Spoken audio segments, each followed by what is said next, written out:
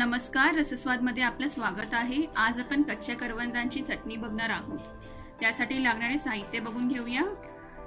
अर्धी वाटी खोबरं, कोथिंबीर भरपूर घेतली आहे, 3 हिरव्या मिरच्या, 6 लसणीच्या पाकळ्या, अर्धा इंच आलं आणि हे कच्ची करवंद आहेत। आपण इथे 14 ते 15 कच्ची करवंद घेतलेली आहेत। करवंद उभी कापून घेतली आहे आणि त्याच्यातली बिया अशी काढून घेतलेली आहेत आणि हे थोडा वेळ पाण्यात ठेवायचं त्याचा डीग निघण्यासाठी। आता आपण चटणी करायला घेऊया। खोबरं, करवंद,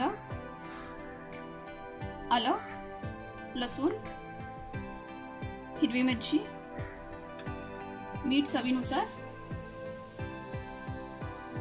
थोडंसं पाणी, कोथिंबीर आपण सर्वात शेवटी लावणार आहोत।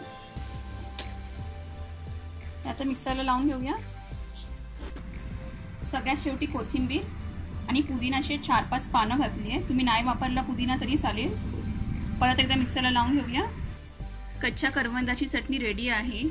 ही चटणी आंबट आणि तिखट असल्यामुळे चवीला खूप छान लागते आणि बाजारात पण कच्चे करवंद यायला लागले, तर अशी चटणी तुम्ही नक्की करून बघा आणि मला कळवा ही कशी होते ते। हा व्हिडिओ आवडला असेल तर लाईक करा आणि रसस्वादला सबस्क्राइब करा। धन्यवाद।